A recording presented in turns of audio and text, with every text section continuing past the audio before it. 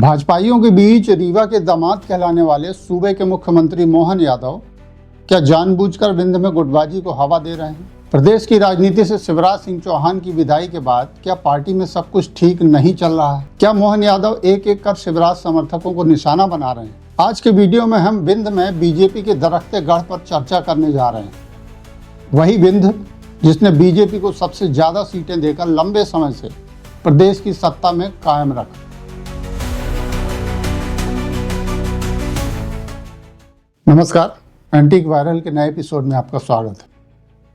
RSS की गेरुआ टोली से निकले सीएम मोहन यादव विंध्य में विधायकों के बीच चल रही काटानासी पर जिस तरह चुप्पी साधकर मजा ले रहे हैं, उससे ये तो साफ है कि इन सब के पीछे उनकी सहमति है। तो आइए कुछ काटानासियों की चर्चा कर ली जाए। शुरुआत करते हैं विंध्य के नए जिले मऊगंज से, जहां के विधायक प्रदीप पटेल कैबिनेट मंत्री बनने के लिए इस कदर फड़फड़ा रहे हैं कि दूसरे विधायक की विधानसभा में अतिक्रमण करने जा पहुंचे। हाल ही में आपने देखा और सुना कि पूर्व विधानसभा अध्यक्ष गिरीश गौतम ने उन्हें किस तरह लताड़ लगाई। गए थे ना, तो वो अपने पुराने साथियों के पास गए थे। वो सब बहुजन के लोग हैं, तो अब स्वाभाविक है, अपना डीएनए में जो होता है वो कभी हटता थोड़ी है। अब विधायक प्रदीप पटेल की परेशानी समझिए। शिवराज सरकार में उन्हें पिछड़ा वर्ग आयोग का सदस्य बनाया गया था। 2021 में आयोग की सदस्यता के साथ उन्हें राज्य मंत्री का दर्जा भी मिला था।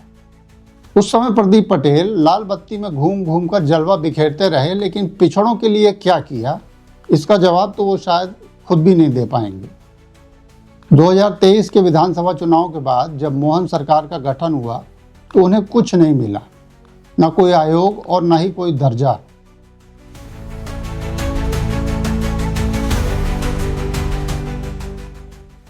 इसलिए फड़फड़ाए हुए हैं प्रदीप पटेल। कभी एसपी कार्यालय में जाकर साष्टांग में प्रणाम करने की नौटंकी करते हैं, तो कभी भगवा पहनकर शासन प्रशासन का समय बर्बाद करते। सोचिए, बीएसपी का वो नेता जो कभी हिंदू देवी देवताओं को गालियां देता था, वो आज बीजेपी में मंत्री पद हासिल करने के लिए भगवा पहनकर बैठा है।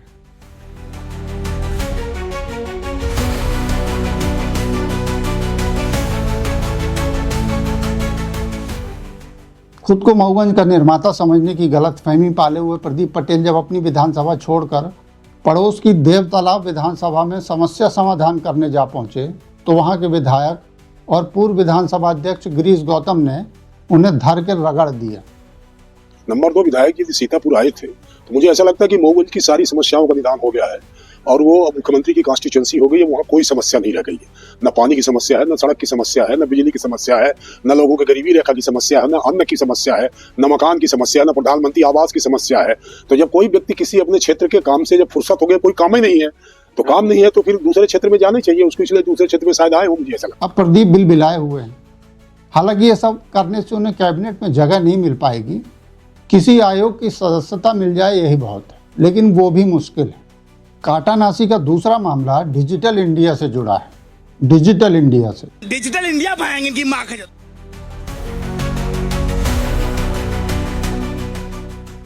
एक विधायक ने अपने फोन से दूसरे विधायक को ही डिलीट कर दिया। जी हाँ, हम बात कर रहे हैं मनगांव की, जहां के विधायक इंजीनियर नरेंद्र प्रजापति ने त्योंथर विधायक सिद्धार्थ तिवारी को फोन से डिलीट कर दिया।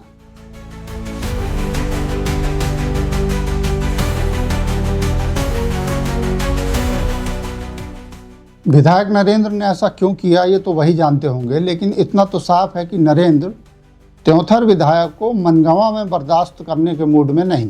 आपको तो मालूम है कि मनगांव एक रिजर्व सीट है, लेकिन रिजर्व होने से पहले यह पूर्व के 2 विधानसभा अध्यक्षों श्रीयुत श्रीनिवास तिवारी और गिरीश गौतम का सियासी अखाड़ा रहा है। तिवारी परिवार मनगांव को अपनी राजनीतिक विरासत मानता है, तो गौतम परिवार का भी अपना दावा है। दोनों के बीच फंसे हुए हैं इंजीनियर नरेंद्र प्रजापति। आरोप है कि त्योंथर विधायक सिद्धार्थ तिवारी विधायक नरेंद्र को लगातार नीचा दिखाने का प्रयास करते आ रहे हैं, जबकि नरेंद्र पढ़े लिखे हैं और पढ़ा लिखा रिजर्व ये कैसे बर्दाश्त करेगा। खिसियाए नरेंद्र ने विधायक सिद्धार्थ तिवारी को फोटो से डिलीट करके यह मैसेज दिया है कि उनकी भी गरिमा है और वो भी नेता है। गुटबाजी के आंच से प्रदेश के डिप्टी सीएम राजेंद्र शुक्ला भी अछूते नहीं। उनकी सीधी भिड़ंत हो गई सीधी की तेज तर्रार विधायक रीति पाठक से। एक निजी अस्पताल के उद्घाटन के दौरान विधायक रीति पाठक ने मंच से ही डिप्टी सीएम और स्वास्थ्य मंत्री को सुना दिया। 7 करोड़ रुपए की राशि सबसे पहले विधायक बनने के बाद आदरणीय मुख्यमंत्री जी ने मुख्यमंत्री अधोसंरचना के माध्यम से हमें दी थी। उस 7 करोड़ रुपए की राशि एक मुश्त मैंने सिर्फ इसलिए इस अस्पताल के लिए निकाला कि इस अस्पताल की व्यवस्था हो, लेकिन मैं बड़े दुख के साथ कहना चाहती हूँ कि हमारे स्वास्थ्य विभाग से उस राशि को कहां गुम कर दिया गया है, इसकी भी जिम्मेदारी आज मैं आपको सौंप रही हूँ कि मेरे उस 7 करोड़ राशि को ढूंढा जाए, उनकी जो डिमांड मैंने किया है उन डिमांड को मेरे अस्पताल में लाया जाए, क्योंकि मैं नहीं जानती अब मैं किसी। उन्होंने जिला अस्पताल के विकास के लिए जारी 7 करोड़ का हिसाब डिप्टी सीएम से मांग लिया, वो भी सबके सामने। रीति जिस समय बोल रही थी उस समय डिप्टी सीएम के चेहरे पर हवाइयां उड़ रही थी।